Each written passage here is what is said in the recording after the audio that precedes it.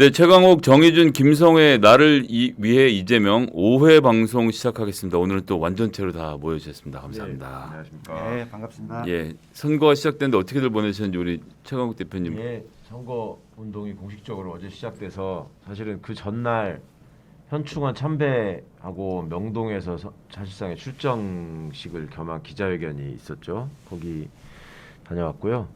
어제는 또 그 추운데 고속터미널 앞에 다들 모여서 또 그 신나는 모임, 신나는 집회, 신나는 유세가 있었던 것 같고 네. 우리 뭐 무엇보다도 우리 후보께서 뭐 하여튼 열정적으로 잘 하고 계시는 것 같아서 그리고 이제 선거운동이 시작돼서 이제 드디어 이 선거복장으로 풀장착을 했습니다. 아, 네. 마스크도 선거복장인가요? 예, 마스크도 이렇게 공식 회의석상에서 이렇게 하고 이제 언론 노출될 때마다 이렇게 하기로 했답니다. 아, 그러니까 이제 원래 마스크는 쓰시고 그 위에다 이제 예, 그 겹쳐서 옷처럼 입는 거군요. 위기에 강한 경제 네, 대통령. 아, 마음에 드시나요? 뭐 글자가 너무 큰 것 같아. 글자 큰 건 좋은데 요 네. 나를 위해는 또 좀 작아서 잘 안 보이지 않나 싶어요. 아 여기 나를 위해가 예. 그러네요. 제 마스크에는 이재명이 빠진 것은 선거법상 아마 이재명을 넣으면 선거법 위반이라서 뺐을 겁니다. 마스크에는 그러니까 이게 선거운동은 복장 건 사람만 옷을 입을 수 있잖아요. 원래는 안 그러면 파란색 느낌만 줄 수 있거든요. 네네. 이재명이 들어가서 안 되는 건데 그래서 마스크는 그걸 빼고 썼군요. 그래서 자세히 보시면 이걸 쓴 걸 입은 사람이 있고 그냥 파란 잠바만 입은 분들도 있고 그렇죠, 예. 선거운동은 공식으로 됐느냐 안 됐느냐에 따라서 이 선거운동원을 등록한 사람에 한해서만 입을 수 있어서 네. 이게 전 세계적으로 사실 유례가 이것도 역시 마찬가지로 유례가 없는 예. 그렇죠. 우리나라에만 있는 특이한. 규제 집요한 규제 중에 하나다. 사실은 지난번 선거에서 문재인 대통령님 그 잠바 이런 거를 되게 갖기를 원하시는 분들이 많았어요. 아 그랬죠. 네. 드릴 수가 없어서 안타까웠죠. 예, 저는 집에다 잘 걸어놓고 있습니다. 저도 집에 잘 보관하고 있는데 예, 이번에 선거운동원이 아니라서 옷을 못 구하는 안타까운 사정이네요. 예. 아, 선거 때마다 구하셨어요? 그 선거 때마다 아, 선거운동을 열심히 했으니까 저도 선거운동 등록해서 했었는데 이번에 뭐 별달리 등록할 방법이 없을 것 같아서 예, 오늘 어렵겠는데 정의진 교수님 어떻게 보내셨습니까? 저는 그냥 이제 서울, 부산 이제 왔다 갔다 하면서 뭐 열심히 해야죠. 이제 3주도 채 안 남았으니까 네. 뭐 그 기간 동안은 뭐 저도 뭐 제가 해야 될 거 열심히 해야 되지 않을까 해서 시간 보내고 있는데요. 사실은 저는 이제 얼마 전까지 공기업에 있었잖아요. 그러다 보니까 SNS 같은 것도 못 하고 어떤 이제 사회적인 발언도 못 하고 그랬는데 이제 다시 그런 것들을 시작하고 있거든요. 글 좀 어색하게 기고를 좀 많이 해주시면 좋겠네요. 이제 그래서 네. 어저께도 하나 이제 오늘 아침에 하나 보내놨고요. 아, 네. 네, 그래서 조금 어색해요. 그게 너무 오랜만에 하니까. 그러세요. 예, 근데 다시 이제 옛날에 제 모습으로 돌아온 것 같기도 하고 네네. 아주 편하고 기분 좋고 예 열심히 해야죠. 네. 저희 부산에서 지금 유세를 제일 먼저 시작을 해서 부산이 조금 그러니까 뭐 무상호 본부장 어제 말씀하시는데 우리가 좀 약한 데로 어제 좀 돌았다 이런 네. 말씀도 하시는데 부산 좀 분위기는 어떤지도 같이 좀 들어보고 싶습니다. 부산이 이제 지금 어저께 부전역 앞에서 모였는데 네. 상당히 많이 오신 것 같더라고요. 1,000명 이상 오셔서 아주 분위기도 좋았고 그랬다고 하는데 이제 아침 8시 30분 되게 이른 시간이었잖아요. 그러게요. 예. 그 많은 분들은 7시 반부터 모인 것 아, 같아요. 네네. 제 주변의 분들은. 근데 이 후보께서 또 이제 열의에 넘치시다 보니까 거의 50분 가까이 연설을 하셨대요. 네네. 사실 이제 거기 가신 분들은 후보 오래 볼 수 있으니까 이제 개탄 건데 이제 어떤 분들은 또 이후 일정 어떻게 되나 좀 걱정도 하셨다고 할 그러니까요. 정도로 예. 현장의 분위기는 아주 좋았다고 얘기를 들었습니다. 저 젊은 분들한테 파란 운동화 선물 받았다고 무지하게 맞다. 자랑하셨는데 예, 그래서 그거 신고서는 무대 위에서 또 깡총깡총 뛰시기도 네. 하고 많은 분들이 또 우리 후보님 너무 귀여웠다 이런 네. 얘기도 하고 그러니까 그랬네요. 퍼포먼스를 해도 후보의 수준과 품격이 드러나더만요. 똑같이 해도 이렇게 좀 있어 보이는 사람과 뭐 네네. 어제 윤석열 후보 하는 거 보셨어요? 막 이러는 거? 이러는 거? 아니 그래서 예. 많은 분들이 진짜. 그 얘기를 좀 하셨는데 네. 약간 노래 부르는 장면도 전 연상이 좀. 그래서 이제 어디 저거 술 드시는 데에서 모습 예, 그대로 예. 드러난 거 아니냐 이런 네. 얘기도 하고 몸은 굉장히 유연해 보이시더만요.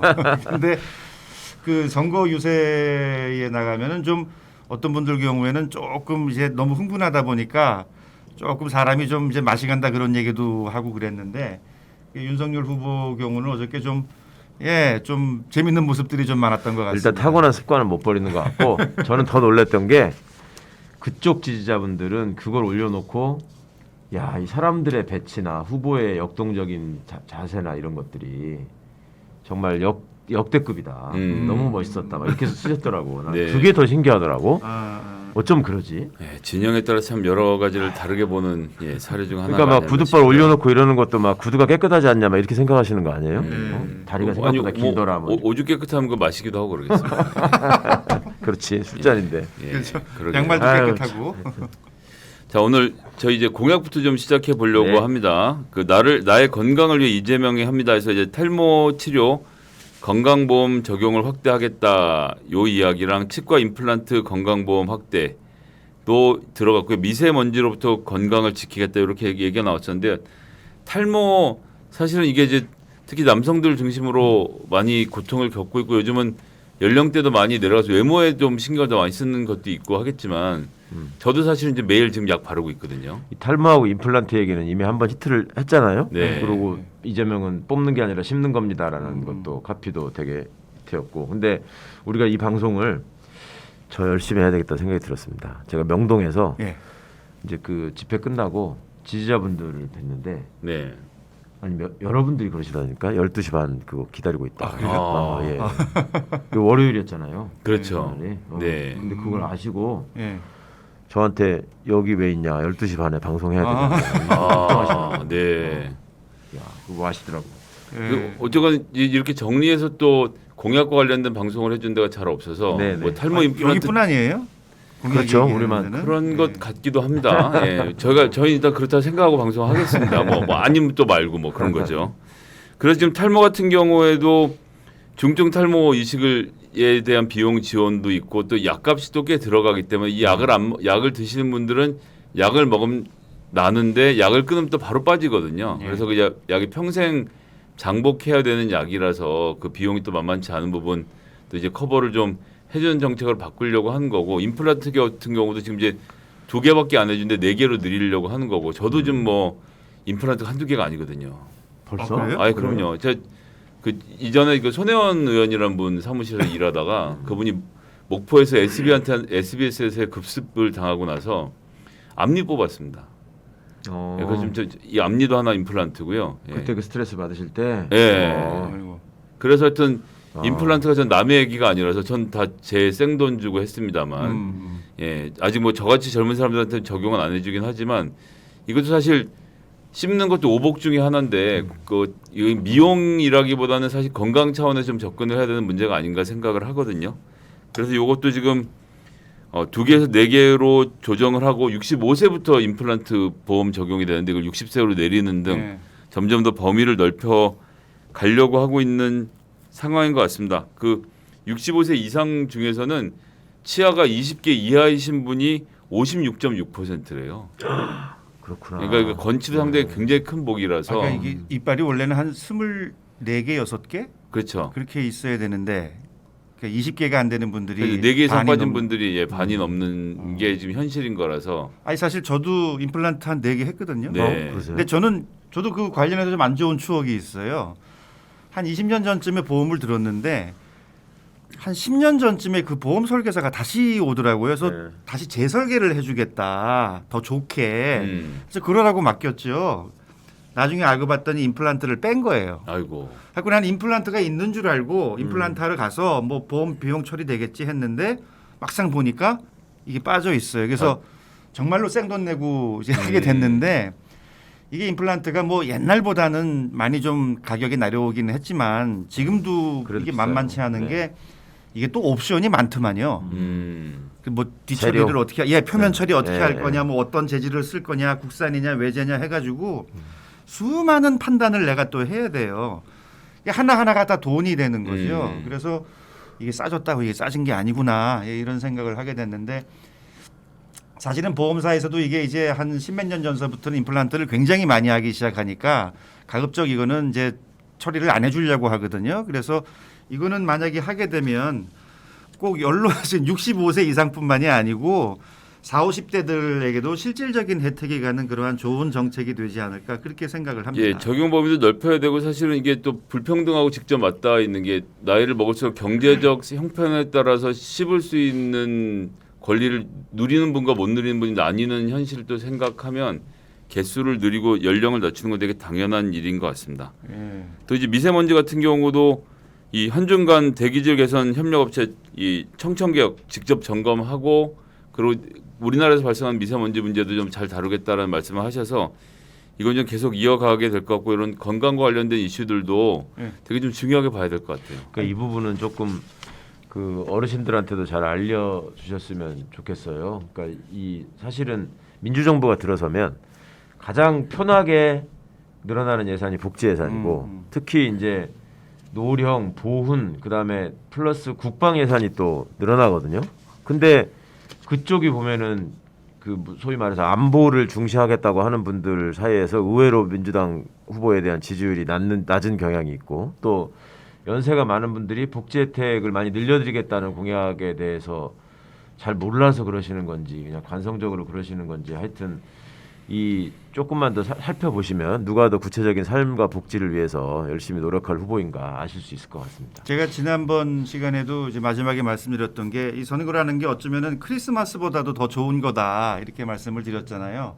특히 이제 좀 몸이 아프신 분들이나 그다음에 이제 그 노령 인구들, 어르신들 그런 분들에게는 굉장히 돌아갈 것들이 많거든요. 그렇죠. 특히 이제 말씀하셨던 대로 민주정부가 들어서는 경우에 복지에 대한 정책은 저희가 정말로 촘촘하게 다양하게 제공을 해드리기 때문에 그러한 것들을 좀 관심을 가지시면 좋을 것 같습니다. 그리고 이 탈모 치료 경우에는 저도 조금 예상 밖이었는데 젊은 사람들이 많이 또 이 고민을 가지고 있어요. 네. 특히 여성들 요즘에 그 회사 스트레스나 뭐 가정도 고민거리가 많으시겠지만은 이 원형 탈모도 많이 생기시고 그래서 머리 빠지시는 분들 굉장히 많거든요. 근데 그게 이제 옛날에는 남성 위주 그다음에 노령 인구 위주였다면은 요즘에는 이것이 여성 문제가 되기도 하고 맞아요. 예.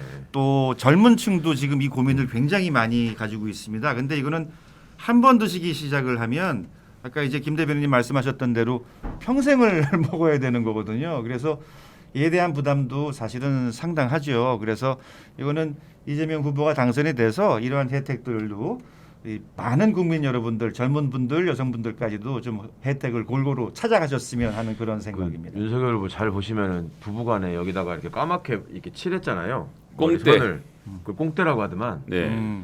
저거 따라쟁이니까 이제 꽁대 확대 공약 뭐 이런 거 내는 거 아니에요? 아 그거는 왜 하는 거예요? 예? 그건 왜 하는 거예요? 그렇게 하면 머리가 그러니까 이렇게 그 여기까지 다 나 있는 것처럼 보여요. 머리가 더 많아 정리하는 거죠. 예. 많아 보이는. 선을 잡는답니다. 그거. 예, 이렇게 들쳤을 때 예. 여기가 이렇게 깔끔하게 떨어지도록 정리를 하는 이 일종의 예, 화장술 중에 하나는 방법이죠. 아. 그 사람이 검찰총장 하면서 이렇게 정치하려고 맘먹은 뒤에 이렇게 지역을 돌고 막 이렇게 쇼를 많이 하는데 예. 그때부터 보면 이게 꽁대를 하고 다녔죠. 예, 하고 예. 다녔어요. 이게 영구적인 거예요. 그때마다 그리는 거야. 그때마다 그리는 거죠. 매일 아침 그렇죠? 메이크업 예, 샵에 그러니까 가서 이게 문신이 매일 아니라 아침이요? 하더라고요. 예. 네. 그러니까 아. 할 때마다 가서 그려야 되는 겁니다. 감고 나면 다시 새로. 네. 아 그렇네요. 잔머리를 심는 기술도 있습니다만 제가 알기로는 그린 걸로. 아, 정말 열심히신 분이군요. 아, 그럼요. 예. 요즘 보면은 하여튼 윤석열 씨가 좀 미용에 과도한 관심이 있어요. 얼굴 화장이 너무 심하더라고. 약간 신난 것 같아요. 너무 허옇지 예, 않아? 예. 보면. 예. 저도 그래서 윤 총장님 보고 아 저 스웨터 입으니까 멋져 보여갖고 저 스웨터 하나 사갖고 잘 입고 다니고 있어요. 이재명 후보님도 잘 입으시긴 합니다만. 자, 예, 예. 또 이게 건강보험료도 이 국민 부담 낮추고 가짜 의사 약사 처벌을 해서 건강보험 지키겠다. 이것도 지금 공약으로 나와 있습니다. 지역 가입자 건강보험 부담을 완화해서 1억 원까지 지금 재산 공제 기준을 상향하고 더 많은 저소득 가입자들의 부담을 줄일 수 있도록 고친다고 하시는 겁니다. 지금 사실 이제 부동산 가격 상승으로 덩달아서 보험료가 인상된 측면이 네, 있거든요. 아니, 저는 이거예요. 이거 진짜 이 공약은 나를 위해 이재명 딱 그 사례가 됩니다. 제가 대학에 있다가 공기업에 있다가 이제 그 직장 가입자의 울타리 안에 있다가 이제는 이제 지역 가입자가 됐잖아요. 네. 올 1월에 고지서가 나왔는데 건강보험 국민건강보험 근데 깜짝 놀랐어요. 20몇만 원이 나온 거예요. 그래서 내가 처음에 그걸 보고 아니 이거 1년치인가 근데 보니까 월제 고지서인데 그래서 제가 직접 전화로 문의까지 했거든요. 네. 원래 전화 그 에라서 한참 기다려야 되잖아요. 그거를 무릅쓰고 제가 기다려가지고 결국 통화를 했는데 이제 주택 가격이 많이 올랐고 사실 제가 그렇게 비싼 집도 아닌데 부산에 뭐 그렇게 비싼 집이 있겠습니까? 그리고 이제 자동차랑 이제 합한다고 그러더라고요. 근데 그렇죠.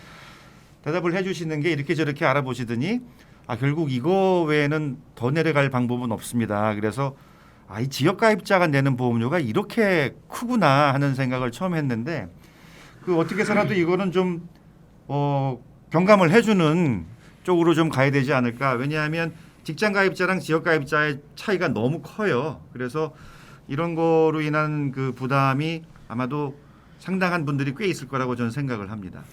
1년에 1,000만 건의 그 민원이 들어가는데 건강보험공단에 그중에 900만 건이 재산 관련된 분쟁입니다. 예를 들어서 교수님 전화하신 것도 이제 그중에 한 건인 만큼 좀 문제가 많이 있다라고 하고요. 이렇게 할 경우 지금 지역가입자 513만 세대의 재산 보험료 월 평균액이 4.2만 원 줄어들 4만 2천 원 줄어들게 된다고 하는 것이고요. 236만 세대는 전액 공제가 되는 상태까지 갈 수 있기 때문에 실질적으로 여러분들의 주머니를 채워드리는 공약이 될 겁니다. 그다음에 불법 사무장병원 이건 뭐 큰 문제지 않습니까? 저도 그렇죠. 이런 게 존재 자체도 잘 몰랐는데 최근에 우리 최은순 장모님 덕분에 이런 존재 사실을 알았고 이들이 어떻게 나라 돈을 빼먹고 있는지 현장을 목도한 마당에는 이거 좀 확실하게 단속하는 거 이거 굉장히 필요한 것 같아요. 2015년부터 2021년까지 6년 동안 지금 건강보험공단이 에다가 부당 청구해서 이 불법 의료기관들이 받아간 돈이 2조 5천억 원이나 됐다 그러더라고요. 그중에 최은순 씨 그렇죠. 요 23억도 지금 포함되어 있는 거고. 윤석열 씨 처가의 주요한 수익 사업 중에 하나였죠. 그 말하자는 불법 사무장이 직접 윤석열 씨의 동서였잖아요. 행정원장이라는 이름으로. 네네. 거기서 이제 급여도 받고 무슨 돈도. 그럼 이건 혹시 이재명 후보가 윤석열 후보에게 정치적 보복을 하는 공약 아닙니까? 이걸로 보복할 수는 없고 이미 수사를 안 해놓고 지금 엎었기 때문에 앞으로 사법개혁과 검찰개혁의 미진한 점을 더 확인하는 그런 과제로 지금 봐야 될 것 같은데 그 하여튼 저 윤석열 씨 처가 쪽을 보면은 어떻든 그 여러 면에서 참 돈에 대해서는 정말 진심이구나 하는 생각을 하는데 이 요양병원 문제도 일종의 그때 당시에 돈 가진 사람들의 트렌드였잖아요. 그때 이렇게 해갖고 사무장병원으로 운영하면은 나라 돈이 안정적으로 나온다. 그렇죠. 그런 혼자만 유치하고 있으면 된다 이런 거였던 그렇죠. 거죠. 제가 그때. 변호사 할 때 이런 관련한 상담을 제가 많이 들었었거든요. 그럼 사실상의 소유주 뭐 뒤에 따로 있을 수도 있지만은 병원 운영 책임자는 사무장이 되는 건가요? 그러니까 원래 우려법상 병원을 개설할 수 있는 사람은 의사밖에 의사여야 없죠. 예, 합니다. 의사 자격증 소지자. 예. 근데 이제 편법으로 무슨 의료 재단 같은 걸 만들어 가지고 거기서 병원을 만들고 의사를 고용하는 거죠. 근데 그런 병원이 의외로 굉장히 많거든요. 예, 근데 그게 이제 요양병원이 되면 아까 말씀드린 민주정부의 복지 정책 때문에 이제 어르신들 건강을 위해서 요양병원에 예산 지원을 많이 해준단 말이에요. 그러니까 환자가 몇 명이 되면 거기에 따라서 그냥 자동으로 예산이 지급되는 거예요. 그러니까 그런 것들을 이용해 가지고 이제 가짜 환자, 뭐 또 환자 불법 유치, 뭐 이런 온갖 비리들이 생기거든요. 그러니까 이제 전형적인 그런 사무장병원을 운영하고 또 그 건강보험공단에서 이제 그 돈을 지원해 주는 거니까 그거를 가지고 이제 자기 돈으로 다 챙겼다는 거라서 사실 최은순 씨의 이 범죄는 심각한 거였는데 어떻든 하여튼 국민 여러분들께 이 사무장병원의 존재를 각인시켜준 역사적 공로가 또 있는 집안입니다. 이게 이제 그야말로 나라 돈 빼먹는 거네요. 그렇죠. 그러니까 그렇죠. 이제 이거는 이제 그 환수도 하고 적절하게 이게 철저하게. 그러니까 이런 걸 빼먹으면 의료보험 수가가 올라가는 거고 그만큼 그렇죠. 국민 전반에 대해서 손해가 가는 거고 또 치료를 받고 제대로 급여를 받으셔야 될 분들이 이걸 놓치게 되고 이러면 여러 가지 문제가 있죠. 그래서 지금 건강보험공단에 그 특별 사법 경찰권을 부여해서 직접 수사할 수 있도록 또 조치를 취하고 불법 개설자에 대한 형사처벌 강화, 부당 이득 환수를 하겠다. 이건 사실 직접적으로 최은순 씨를 노린 것 같아서 그런 건 아니겠죠. 그다음에 근데 이게 2조 5천억 원은 정말 이게 좀 놀랐네요. 예, 엄청난 규모였기 때문에 이 규모를 줄여가는 것 이것이 또 굉장히 중요한 일인데 이런 점에서 보험료를 확실히 아끼는 정책을 만들겠다라는 점 다시 한번 강조해서 말씀드리겠습니다. 이런 정도에서 이제 공약 살펴봤고요. 저희 대선 현안으로 이거 토론을 또 피했어요. 17일에 잡혔는데 17일 난 이건 사실 이거는 전 관훈 토론회랑 이재명 후보에게 책임이 있다고 생각을 합니다. 왜?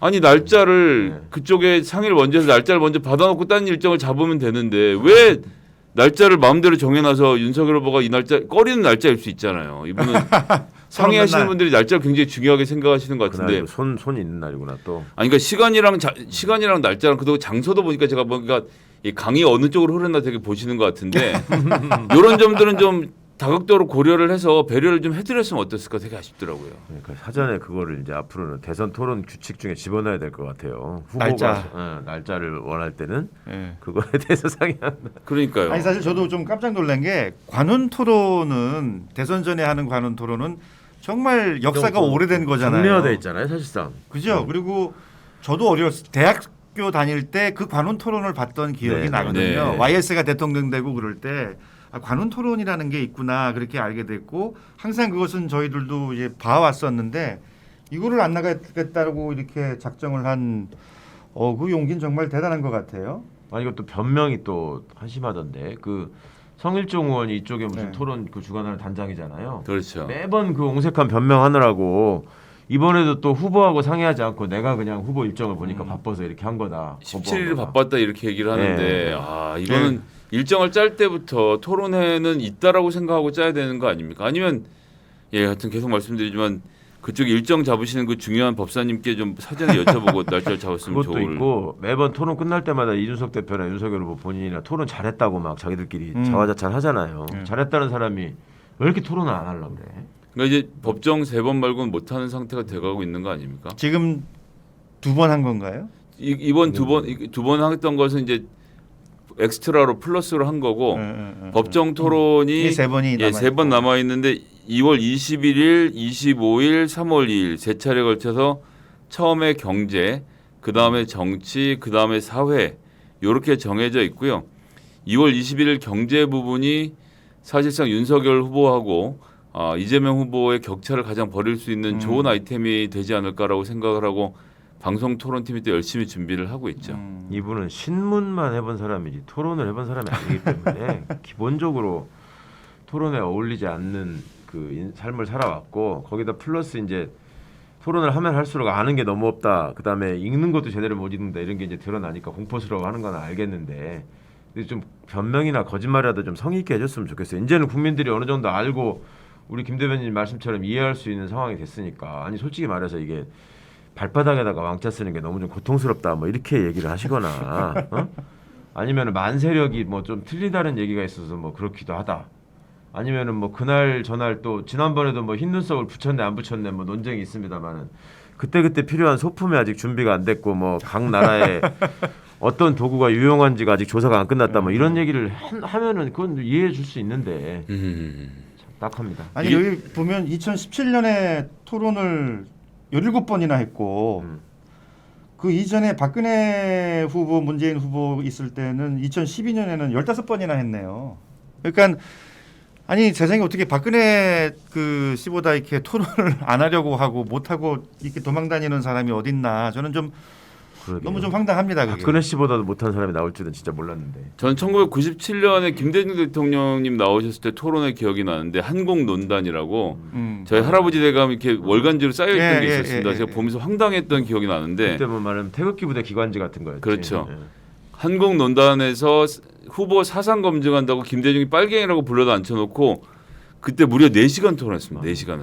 그 토론을 다 견디면서 따박따박 말씀을 하시면서 토론했던 후보가 있는가 하면 지금 법정 3번 주어진 거 말고는 나서질 않고 있으니 대체 이 사람이 무슨 생각을 갖고 대통령 하려는 건지도 모르겠고 그리고 지난번 토론할 때는 제가 이제 민주당 선대위에 좀 부탁을 해서 팩트 체크를 같이 하자라고 해서 팩트 체크 팀을 하나 돌렸어요. 돌려보니까 정말 5분 간격으로 거짓말이 쏟아지는데 예, 다 쳐서 올리기가 바쁘더라고요. 맞아. 토론 때마다 우리 김성애 대변인이 페이스북에다가 그 팩트 체크를 해서 올리시는 걸 많은 분들이 기다리시고 또 보시고 그러는데 진짜 올리기 바쁘더라고요. 아니 저는 그 보면서 이게 김 대변인님 이거 괜히 한다고 그랬다고 이거 후회하시지는 않을까 싶을 정도로 아 예.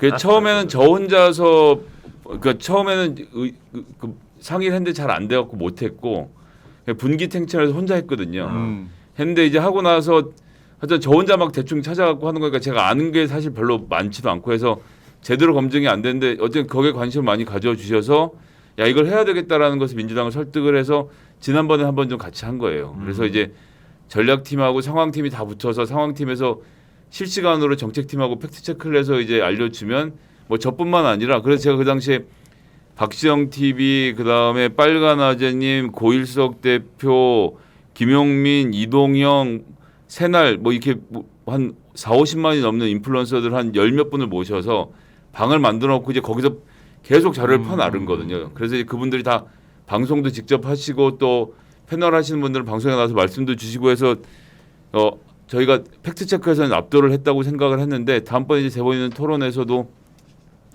예, 됐으면 좋겠는데 될지는 잘 모르겠고. 아니 근데 그때 팩트 체크를 보면서 저는 좀 놀라운 것이 이 사람은 어떤 개선이나 발전이 없어요. 그러니까 청약 통장 같은 것도 경선 때 유승민 의원 질문에 대해서 그렇게 한심한 얘기 해가지고 여러 사람들한테 지탄을 받았으면 네. 공부를 해야 될 거 아니에요. 그쵸, 근데 그쵸.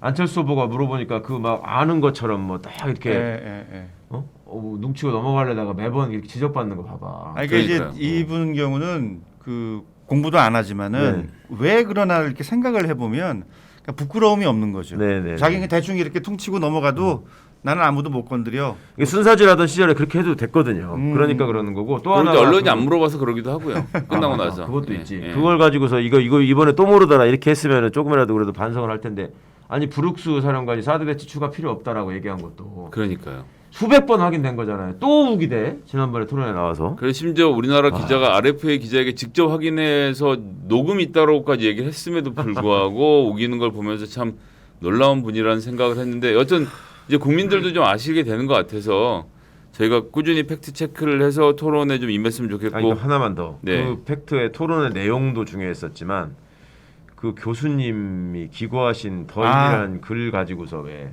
그분을 완전히 모욕하는 발언을 했잖아요. 뭐 국제 정치학계에서도 인정 네. 못 받는 사람이고 엉뚱한 소리를 잘해서 네. 뭐 그러는 사람인데 이 사람을 인용을 하는 게 자기는 어이가 없다. 근데 저도 교수라는 걸 해봤잖아요. 네. 그 완전히 공개적으로 망신을 준 세상에 거죠. 어떻게 이 사람은 그럴 수가 어떻게 얘기할 반박할 기회도 없는데 네.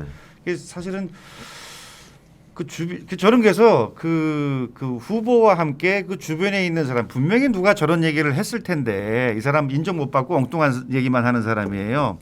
그럼 그 주변에 있는 학자들은 또 어떤 수준의 학자들인가? 저는 좀 그 주변 사람들까지도 좀 의구심이 가는 그것도 그런 팩트 체크가 상황이에요. 돼서 데이터가 나왔던데요. 주변에서 조언하는 예, 사람보다 예. 훨씬 더 뛰어난 학자다. 그러니까 이 최 교수님이 논문 인용 지수가 1,200점이었고 그 소위 말하는 윤석열 캠프에서 외교안보 관련돼서 그 하시는 분들 중에서 제일 점수 높았던 분이 200점인가?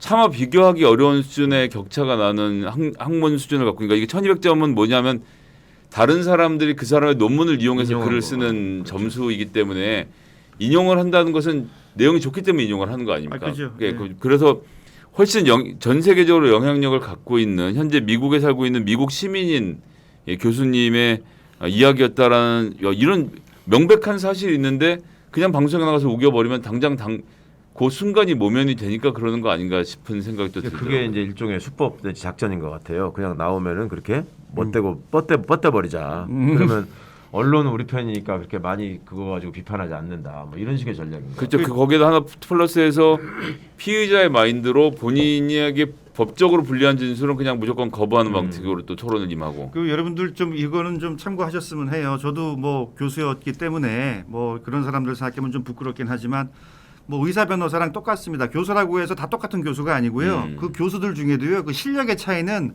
하늘과 땅인 그렇죠. 네, 네. 그런 경우가 너무 많아요. 그래서 교수인데 불구하고 어떤 경우에는 대학원생보다도 못한 그런 네. 교수들도 많이 있고요. 그래서 교수라는 타이틀에 전혀 그 현혹되시지 마시길 바랍니다. 그 교수 중에 대박이셨던 분이 대선 장면에서는 그분이 있었죠. 그 꽃 중에 꽃, 박근혜 꽃, 그 기억나세요? 예. 그 양반 교수님이었어. 그 어디 연설을 하는데 올라가서 어. 노래를 부르셨던 가슴이 별의- 벅차올라서 노래를 불러야 되겠다고. 그러니까요. 예. 아 이거 진짜 흔히 얘기하는 정말 실력 없는 폴리페서들이죠. 한번 돼서 테니어 되고 나서 아무것도 안 하고 놀았던 분들 여러 사람들 기억이 납니다. 저는 하여튼 여러분들 기억납니다. 하여튼 저쪽 지지하시는 분들 중에 그렇게 무대포 분들이 계시는데 예전에 이명박 씨 될 때는 또 저기 하고 나서 무슨 토마 피케티의 왜 21세기 자본이 왜 예. 한참 그 그 충격파를 많이 줬잖아요. 한국의 경제 구조나 이런 것들과 관련해서 그 토마 피케티의 논리를 반박하는 무슨 세미나 비슷한 거를 해놨는데 거기 주제 발표로 나오신 분이 토마 피케티가 나보다 나이가 뭐 20살이 어리다. 그런 애가 뭘 하냐 뭐 이런 식의 반박을 하는데 내가 진짜 어이가 없어서. 대단하시네요. 동네 대단한- 할아버지 수준이네요. 대단한 분들이. 그래서 윤 후보 관련해서는 그쪽 당에서도 이제 팀 플레이를 할 수밖에 없는 상황이 된 것 같더라고요. 네. 어저께 유세장에서 보니까는 그 연설문이 유세하다가 바람에 아, 날아갔는데 네. 막 뛰어나오더니 그 마이크를 꺼버리대. 가져갔나 꺼버리나. 그래서 나는 아. 이건 또 뭔가. 그래서 많은 분들이 연설문 날아가니까 아예 그냥 네. 와서 그냥 마이크 꺼버리는구나. 말 못하게. 그 프롬프터 때 기억을 잊지 않고 이번에 잘 대응을 했네요 팀이. 그냥 세워놨으면 또 멍하니 또 1분 서 있을 뻔했던 거 아니에요? 보니까 말은 하면 할수록 감점 요인이 되고 무조건 망언 내지 설화가 벌어지니까 전략을 좀 수정하기를 제가 권합니다. 그거 하지 말고 어제 보니까 이게 몸 동작 잘하던데 이걸로 계속 한번 해보면은 어떨까 싶어요. 그거 예. 예. 자, 저희 이제 선거가 이제 시작이 됐습니다. 우리 보시는 지지자분들께 그 선거 시작한 요 시점에서 좀 당부의 말씀 두 분 한 말씀씩 좀 부탁드리겠습니다. 우리 정 교수님부터. 이제 3주도 채 안 남았는데 이제 양강 두 후보가 지금 이제 접전이라고 하잖아요. 여기에서는 무엇이 이제 이 승부를 그 가로지르는가? 여러분들의 우리들의 간절함이 아닌가 싶습니다. 그래서 이재명 후보의 장점 많이 알려주시고 그다음에 주변의 지인들께 전화 한 통화 말 한마디 이렇게 좀 해주시면은 그분들의 몇 명씩은 돌아서거든요. 그래서 그러한 그 작은 결실을 우리가 모아나가면은 우리가 이제 새 시대를 맞이하는 아주 큰 역사적인 결과를 성과를 얻어낼 수 있지 않을까 싶습니다. 이제 얼마 안 남았으니까 우리 다 함께 힘을 냈으면 합니다. 네. 예, 최강욱 공동 선대본부장님. 지지자분들도 그렇고 생각 깊은 시민분들도 그렇고 어떻게 저런 수준의 후보하고 이렇게 박빙의 승부를 할 수 있느냐라고 걱정하고 개탄하시고 또 한편으로는 힘 빠져 하시는 분들도 계세요. 근데 여론조사 결과가 숱하게 발표되고 있습니다만은 그 품질에 있어서는 의문이 제기되고 있는 게 사실이고 실제로 전문가들의 얘기를 들어보면 설문이나 조사 시간이나 샘플 추출이나 조사 방법에 따라서 얼마든지 바이어스 되는 그러니까 왜곡되는 여론조사가 가능하기 때문에 사실상 신뢰할 수 있는 여론조사는 그렇게 많지 않습니다. 그런데 심층 분석을 통해서 제대로 된 샘플을 추출해서 하고 있는 여론조사를 보면 이재명 후보가 현장에 뒤진 적은 한 번도 없었고요. 지금까지 단 한 번도 없었고 또 최근의 여론조사의 추이를 보면 명확히 우상향 곡선을 타고 있는 것 같습니다. 이거는 제가 공동선대위원장으로서 말씀드리는 부분인데 특히 우리가 취약층이라고 생각했던 그리고 아직 지지가 이렇게 완성되지 않고 조금 생각보다 생각하는 수준보다 낮아져 있다라고 걱정했던 20, 30대 여성층, 그 다음에 중도층, 그 다음에 호남, 그 다음에 수도권 지지가 공이 계속 이렇게 오르는 추세입니다. 그래서 아마도 이번 주말에 발표되는 NBS 조사나 뭐 이런 것들을 비롯한 좀 공신력 있는 여론조사 결과에서는 조금 더 희망적인 결과들을 많이 접하게 되실 것 같던데요. 그 여론조사 결과에 일희일비할 게 아니고 우리가 그 유세 현장에서 만나는 시민들의 열망이나 또 바닥 민심이나 또 실제로 객관적으로 드러나고 있는 후보들의 실력 차이, 그 다음에 최근에 윤석열 후보가 보이고 있는 그런 무슨 뭐 보복 수사를 공언한다거나 남의 자리에다가 신발을 올려놓고도 뭐 그냥 유감 표명하는 정도로 뭐 다리에 경련이 나서 그랬다라는 거짓말로 빠져나가려고 하는 그 태도나 그 다음에 그 건진법사와의 관계를 계속 부인했지만 결국 부부간에 그렇게 가까운 사이였다고 등장해버린 그 행사 등이나 뭐 이런 것들을 보면 이제 시민들이 사실은 공식 선거 운동에 돌입했을 때 마음을 정하시는 분들이 굉장히 많다고 그러잖아요. 네. 그분들에게 충분히 우리 이재명 후보가 실력과 진정을 가지고 다가갈 수 있을 것이고 또 여론조사 결과는 그거를 그대로 반영해서 잘 나올 것이다. 그러니까 더 절대 지치지 마시고 너무 힘겨워하지 마시고 우리가 찍으면 이재명이 됩니다. 그리고 우리가 설득하면 반드시 됩니다. 예, 한 분당 3분씩 부탁드리겠습니다. 그렇게 해서 저희가 3% 올리면 무조건 이기는 선거가 아닌가 네. 라는 말씀 마지막으로 하고요. 저희는 또 금요일 12시 30분 찾아뵙도록 하겠습니다. 감사합니다. 감사합니다. 감사합니다. 이재명을 싫어하시는 분들께